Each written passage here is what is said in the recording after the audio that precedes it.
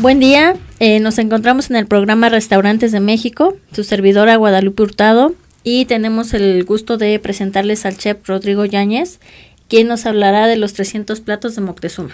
Hola, ¿cómo estás? Lupita, muy bien, muy contento de estar aquí contigo para platicar de este proyecto gastronómico y cultural. Muchas gracias por aceptar la invitación. Con muchísimo gusto. Y bueno, platícanos, primero platícanos un poco de ti. Claro. Pues mira, yo soy chef y soy historiador. Comencé mi formación como cocinero hace muchísimos años, cuando todavía no existían todas las carreras de gastronomía que ahora hay. Yo tenía cerca de 13 años y entré a estudiar a un centro de capacitación que eran de unas pastelerías que ya no existen, que se llamaban La Baguette. Y ese era un centro de capacitación con maestros franceses que nos enseñaban a hacer pan, pasteles, y poco a poco fueron incorporando también a chefs que tenían larga trayectoria, como Jacques Bergerol del Café de París, para que también nos enseñaran a cocinar. Así que me formé ahí. Después de terminar esta pequeña carrera técnica, me puse a dar clases en la misma escuela, y en 1989 se llevó a cabo el primer Congreso Mundial de Gastronomía aquí en México. Fue el primer evento mundial que se organizó por cocineros importantes como Paul Bocuse, que acaba de fallecer, o Mercedes Giral de España, y con el patrocinio de ese entonces de la Casa Domecq y la Presidencia de la República, organizaron este congreso que consideraba que la cocina mexicana estaba entre las 3 más importantes de todo el mundo, a la par de la francesa y de la china. El congreso fue un evento muy importante y a mí me tocó presentar ahí una ponencia sobre la pastelería en México. Y después de estar en este gran congreso, me di cuenta que la parte intelectual en la gastronomía era todavía una área por desarrollar, y que yo quería contribuir a eso en esta especialidad, y por eso decidí estudiar historia. Yo estudié historia en la Facultad de Filosofía y Letras de la Universidad Nacional Autónoma de México, y me tardé muchos años en poder terminar la carrera, porque a la par empecé con mi restaurante El Holgorio. Y cuando empecé a elegir el tema con el que me iba a titular en mi tesis, me fascinaba la conquista de México y decidí hacer una investigación sobre la alimentación durante el proceso de la conquista, con una pregunta muy simple: ¿qué comían los españoles en ese momento de la conquista? ¿Quiénes les daban esos alimentos y por qué razones? Y fue así que me puse a investigar.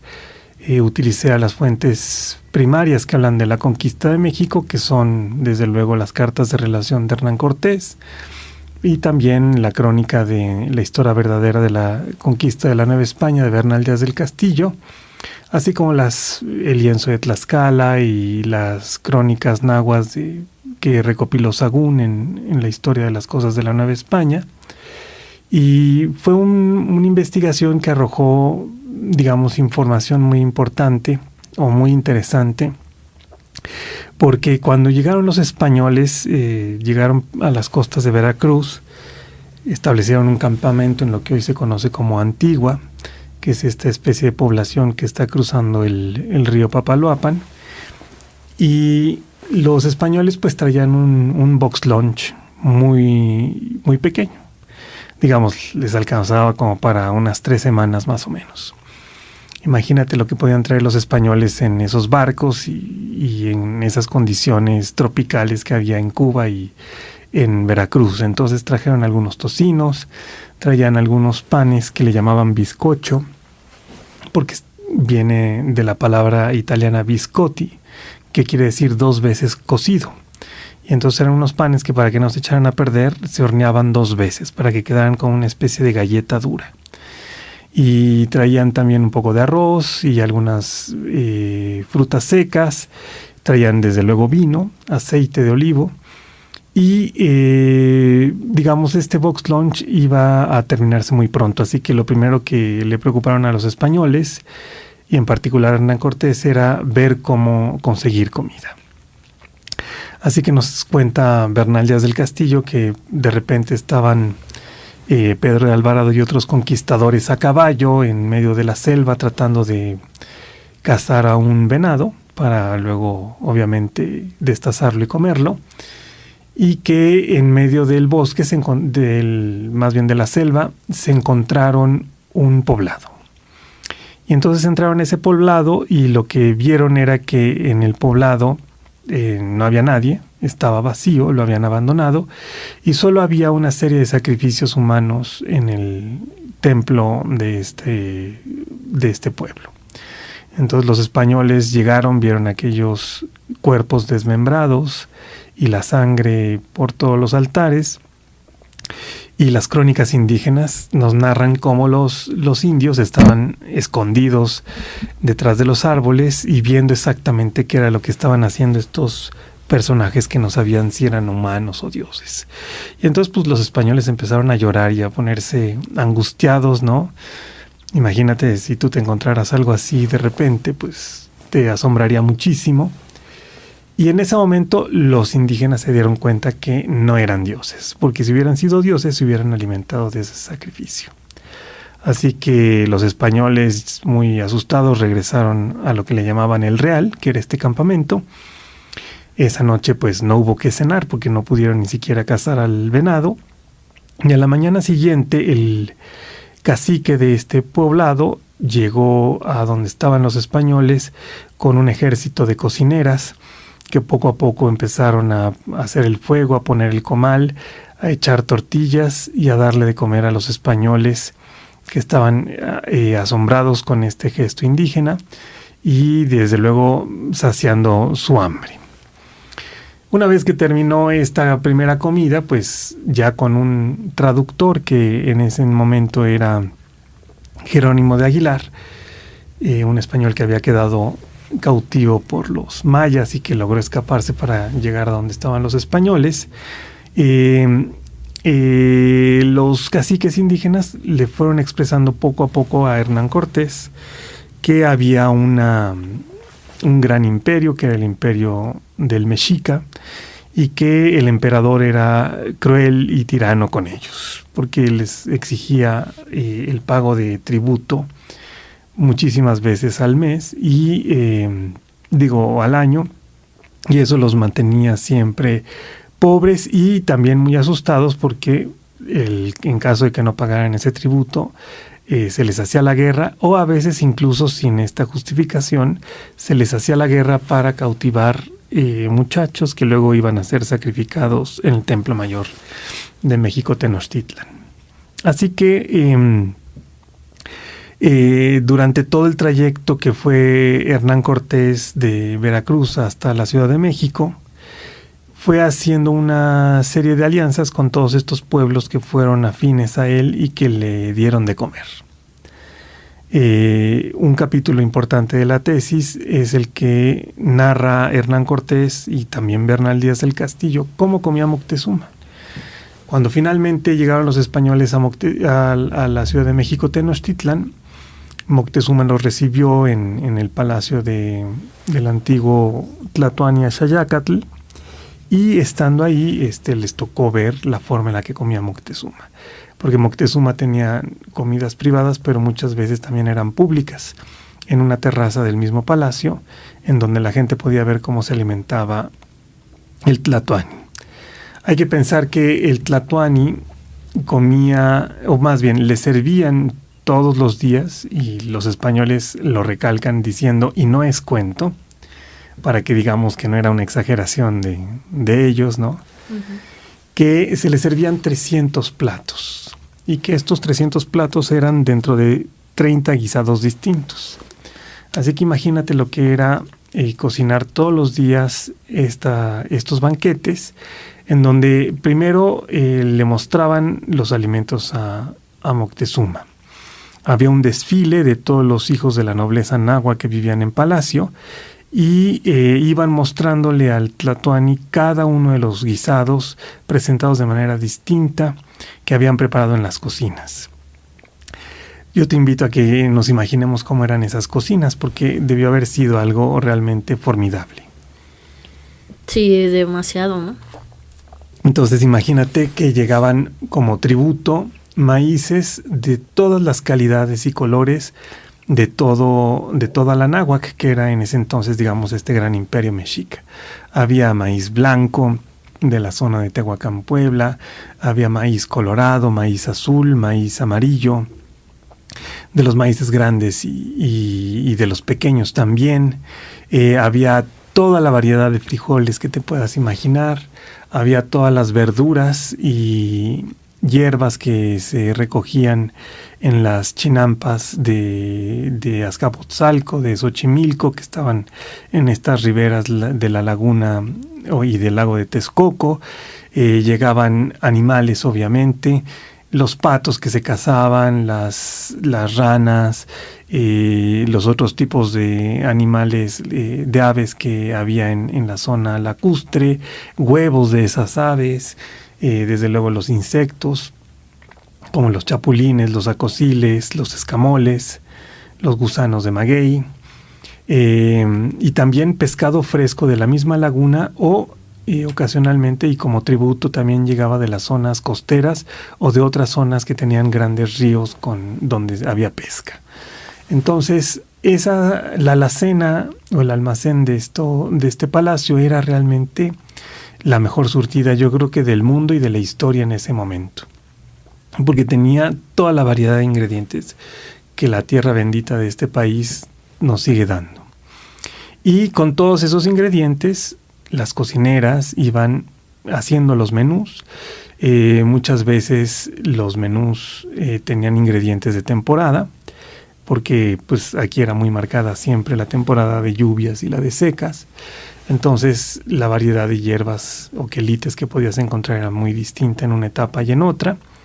Y también había ciertas comidas rituales, como los tamales, como las alegrías, o ciertas sopas que se daban con maíz, como el pozole, que se preparaban para festividades muy específicas a lo largo de un calendario ritual muy amplio. Entonces el tlatoani iba viendo cómo estas cocineras pues se esmeraban en hacer que un platillo fuera más bello que el otro, más atractivo. Y él iba viendo cada uno de estos platillos y tenía una varita con la cual señalaba aquello que se le antojaba. Entonces pasaban los 300 platos frente a él. Nos cuentan que además tenían un brasero debajo del plato para que el guisado no se enfriara. Y una vez que esto terminaba, le llevaban aquellos platillos que él había seleccionado. El consejo de ancianos, que siempre comía en un cuarto al lado de él, recibía muchas veces regalos de parte del tlatoani, y entonces él escogía ciertos platillos que quería compartir con ellos. Y finalmente él ya se sentaba y le lavaban las manos y comía solo. Cuando la comida era pública, entonces le ponían una especie de biombo para que no estuviera él viendo a la gente que estaba desde abajo de la terraza y a lo lejos viendo cómo comía y viendo previamente este gran desfile gastronómico que ocurría todos los días. Esto no era que fuera una comida festiva especial para ciertas fechas, sino era la comida cotidiana del tlatoani Moctezuma. Obviamente, cuando cayó México Tenochtitlan al poder español, esta forma tan suntuosa, tan refinada, tan sofisticada de comer se perdió para siempre. Imagínate tú la escena, que es muy muy dramática, de cómo cayó México Tenochtitlan un 13 de agosto de 1521. Estamos en ese momento después de una serie de luchas sangrientas.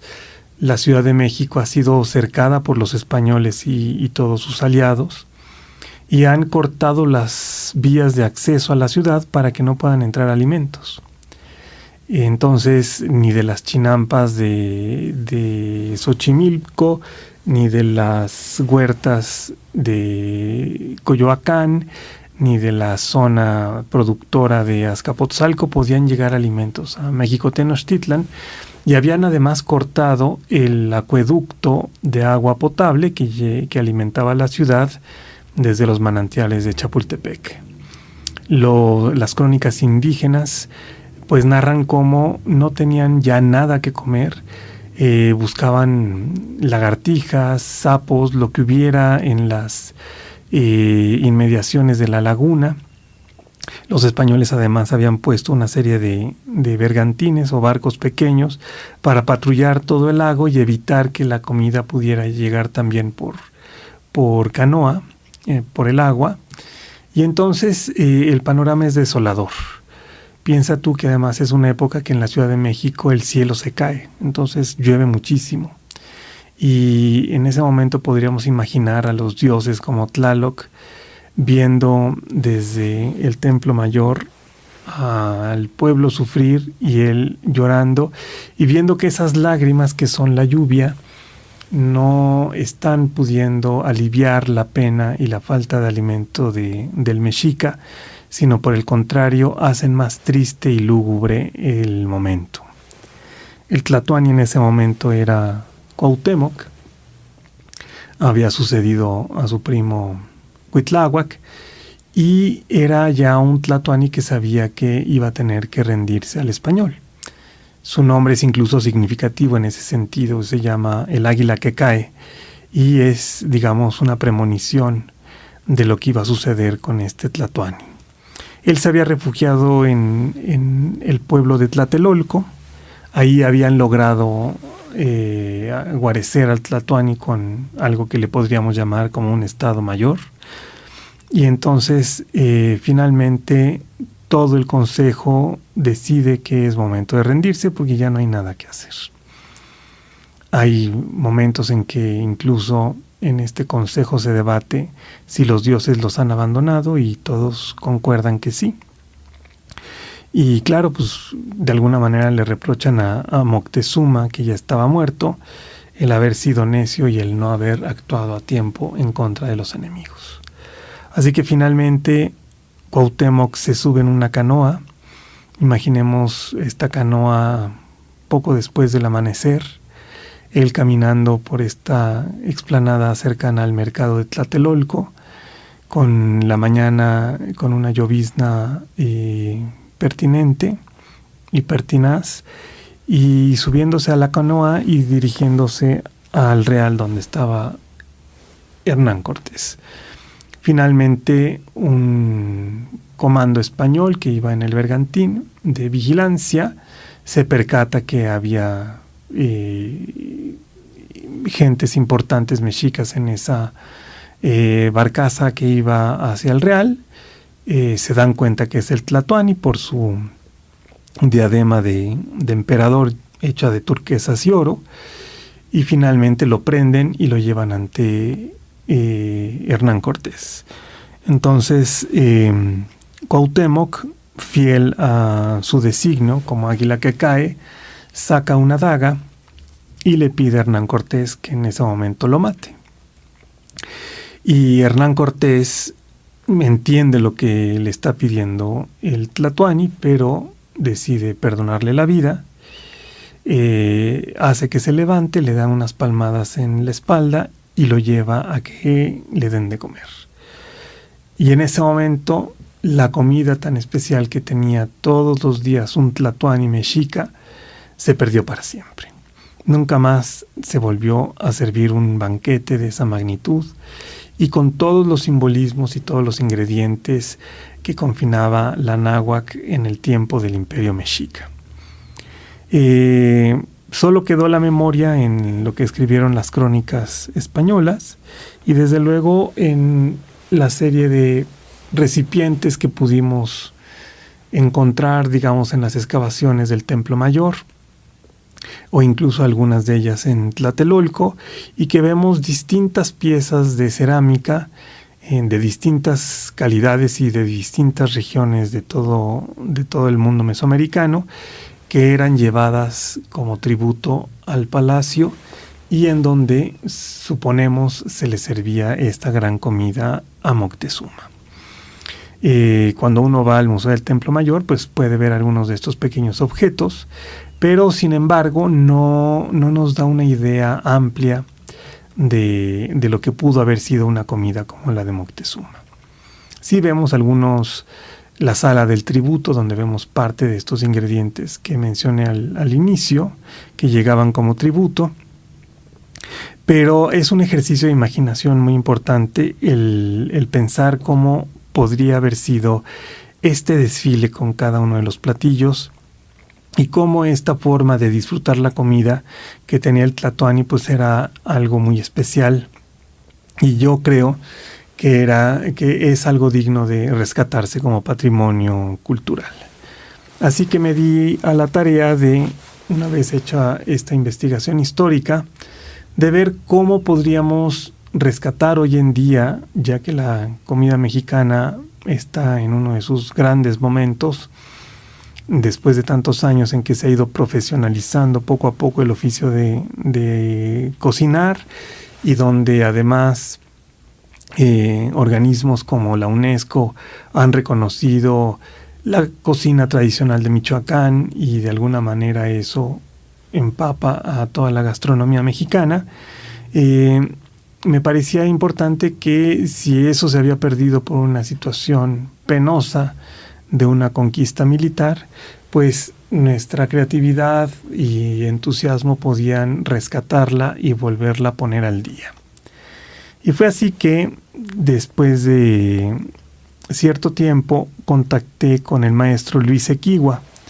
Luis es uno de los grandes diseñadores industriales de nuestro país, uno de los pocos diseñadores que cuentan con un doctorado, y él tiene un laboratorio experimental de diseño que le llama El Reino del Objeto, dentro del Centro Interdisciplinario o Centro de Investigación en Diseño Industrial de la Facultad de Arquitectura de la UNAM. Entonces platiqué con él sobre este proyecto, en la idea de poder hacer una vajilla que nos pudiera permitir, en un menú ya nuevo del siglo XXI, servir por lo menos los 30 guisados distintos, y si tenemos de repente 10 comensales, llegar a los 300 platos que se servían por banquete a Moctezuma. Fue así que hicimos este proyecto, y desde hace casi 2 años lo primero que hicimos fue afinar la investigación, justamente con las piezas que se han rescatado en sitios arqueológicos importantes, y después plantear un proyecto de diseño nuevo, moderno, pero que rescatara o se inspirara en ese patrimonio tan importante. De tal manera que primero la UNAM pues presentó un presupuesto que teníamos que conseguir, y me di a la tarea de hacer una campaña de crowdfunding o fondeo a través de donativos, y durante el año pasado estuvimos recabando los fondos. La gente se fue enterando del proyecto, tuvimos el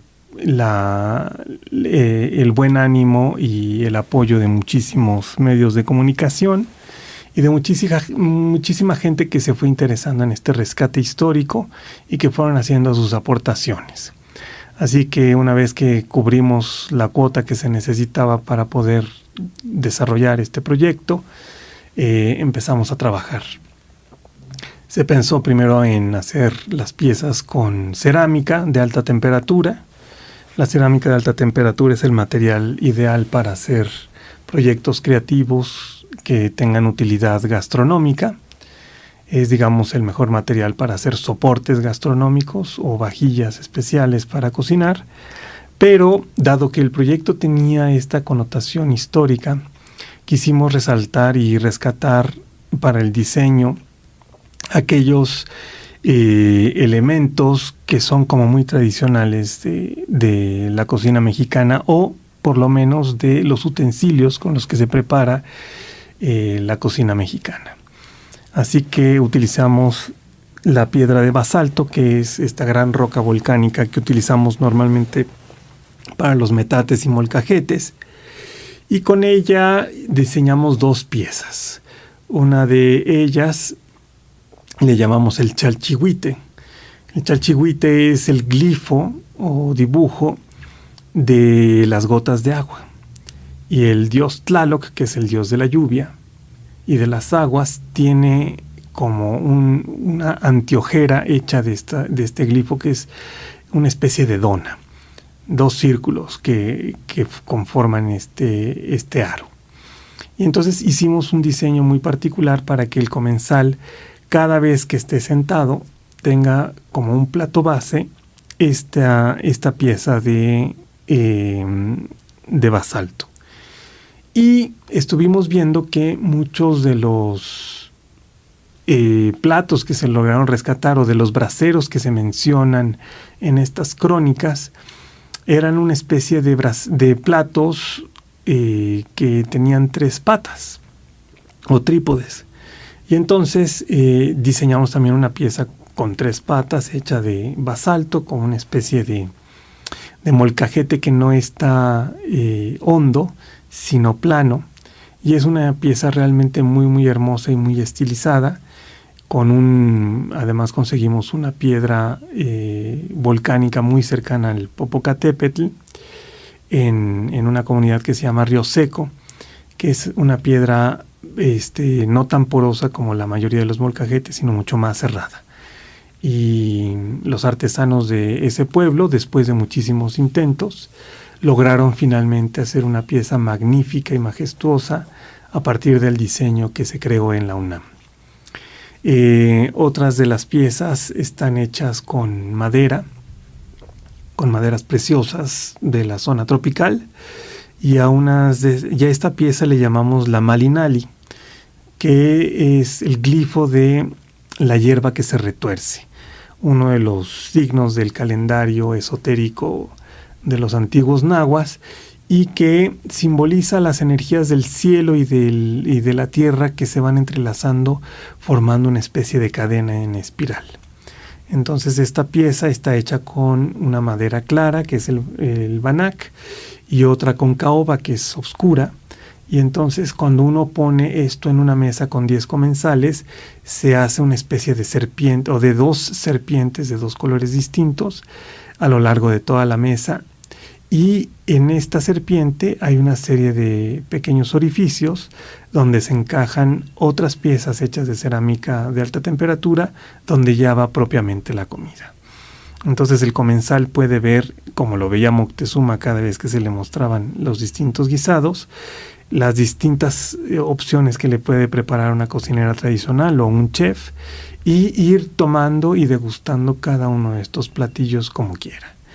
Estos platos son pequeños, están inspirados en los cajitli mesoamericanos, que son estas escudillas donde se servía la comida, y entonces unos son chaparritos y otros son altos para poder recibir mayor alimento. Entonces los altos los utilizamos para sopas o para guisados que llevan mucha salsa, como el mole.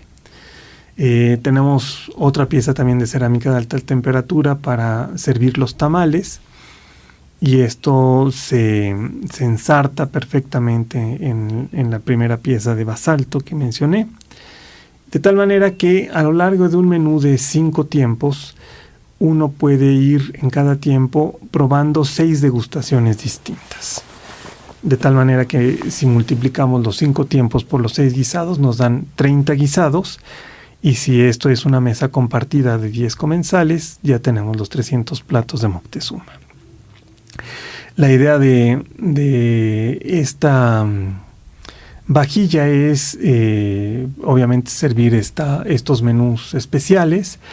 Hemos conformado un colectivo de chefs para utilizar la vajilla, y hay distintos chefs con distintas sazones y con una formación muy particular cada uno de ellos, que va utilizando la vajilla y presentando su menú. Y lo que queremos es que este año que está comenzando sea una nueva etapa para todo el proyecto, y que la vajilla la podamos reproducir con distintos materiales y con decoraciones y técnicas que se nos quedaron un poco en el tintero, ya de la mano de muchos artesanos mexicanos que quieran utilizar su propia técnica de artesanía, como puede ser la talavera o puede ser el cobre repujado y luego bañado en plata, o distintos barros como el barro rojo bruñido de Jalisco. En fin, dejar que las manos prodigiosas de los artesanos mexicanos puedan darle rienda suelta a su imaginación y utilicen este diseño para hacer algo cada vez más hermoso. Y que de la misma forma en la cual se incorporan distintos artesanos a este proyecto, también se puedan incorporar distintos chefs y cocineras tradicionales que puedan aprovechar y utilizar esta vajilla para darle una particularidad a nuestra cocina mexicana. Lo importante de los 300 platos es que nos habla de la diversidad de ingredientes y de formas de cocinar que tiene nuestro país, y queremos que justamente todas las cocineras tradicionales se sientan orgullosas de su oficio y de la tradición que han heredado generación tras generación de sus madres, y que se puedan a interactuar con los chefs que han sido formados quizás en escuelas o en cocinas profesionales, para que poco a poco entre estos dos personajes tan importantes de la cocina mexicana podamos rescatar y podamos mantener vigente una cocina que sea siempre rica y muy variada, pero también simbólica, llena de todos los significados posibles para las fiestas, para los rituales, y que hacen tan especial nuestra forma de comulgar con el universo y con lo divino que tenemos a través de la comida. Somos una cultura gastronómica que pues apenas hace unas semanas se deleitó con la rosca de Reyes y ya está preparándose para los tamales de la Candelaria en febrero, y está por esperar también la Cuaresma y todos los frutos del mar que se vuelven vigentes por una festividad religiosa, y también las fiestas de la Santa Cruz, donde la gente suele pedir buenas cosechas y también honrar a la gente que suele construir casas como los albañiles, ¿no? Y darnos esa evidencia de lo material en nuestra vida. O las fiestas de los San Migueles, cuando ya están las cosechas de maíz listas y que se pueden comer los elotes frescos en esquites o apenas cocidos, o los jilotes, o ya como una tradición muy particular el mes patrio, donde tenemos platillos emblemáticos como el mole, como el chile en nogada, como todos los antojitos, y que nos dan una identidad nacional muy particular, continuada desde luego de la fiesta del Día de Muertos y estos altares tan particulares con comida deliciosa y con el maravilloso pan que es muy típico y muy característico de nuestro país. Y finalmente con lo que se vive hacia finales del año con la comida de celebración, en donde celebramos la Natividad y también el Día de la Guadalupana. Entonces yo creo que este proyecto lo que busca es convocar cada vez a más gente a incorporarse a esta visión de la comida mexicana como una comida amplia, ritual, que convoca a mucha gente y que también es sabrosa porque tiene una diversidad muy muy grande, y que claro pues tiene las bases del maíz de origen prehispánico, pero que se ha ido enriqueciendo poco a poco con las distintas influencias fecundas que a lo largo de nuestra historia han estado presentes y que han traído gente de otras latitudes, como de Europa, como de Asia, como de este mismo continente, desde Estados Unidos hasta las influencias de Sudamérica, y que hacen hoy que nuestra cultura sea un muy complejo crisol de culturas amalgamadas y de una sazón deliciosa y muy particular. Los 300 platos son en Holgorio. En el Holgorio ha sido la sede tradicional de este colectivo de chefs desde hace unos meses. Pero este año el jolgorio se está renovando y va a entrar en una nueva fase muy padre. Y lo que queremos es que la sede del colectivo de los 300 platos pueda ser itinerante para que vayamos también a los distintos estados de la República que tienen estas cocinas regionales tradicionales. Y estamos por consolidar una nueva sede en el pueblo mágico de Malinalco, que es un poblado muy cerca de la Ciudad de México. Está en el Estado de México, a 75 kilómetros de nuestra ciudad. Y la idea es que la gente pueda tener la vivencia de visitar un pueblo que tiene el templo más bello, labrado en la piedra de toda la cultura mexica y uno de los grandes ejemplos de templos monolíticos de todo el mundo. Hay como unos 4 más en todo el planeta.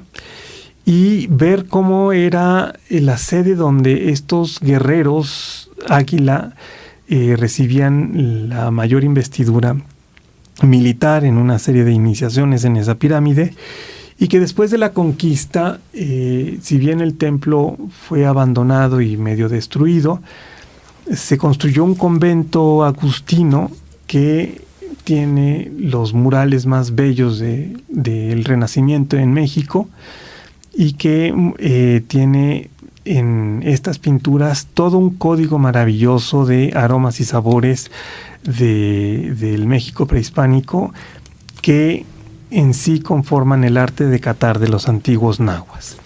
Entonces creemos que este pueblo será el lugar indicado y más bello para poder vivir la experiencia completa de comer como un tlatoani mexica. Perfecto, pues muchas gracias, te agradezco mucho.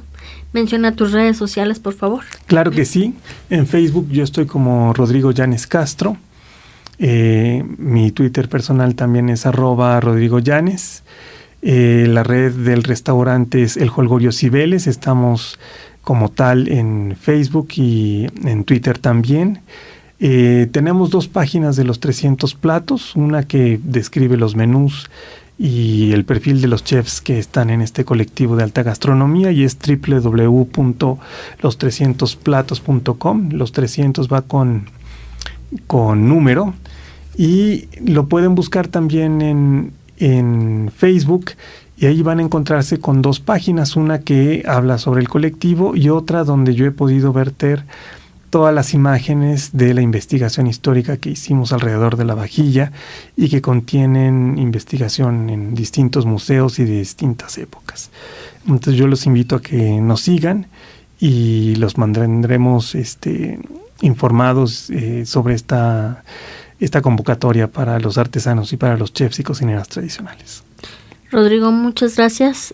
Un tema bastante amplio y muy interesante. Y bueno, te vamos a seguir en redes sociales y también en cuestión de los 300 platos. Te agradezco enormemente hayas aceptado la invitación. Para servirte. Nos despedimos. El programa Restaurantes de México, una servidora, Guadalupe Hurtado. Muchas gracias.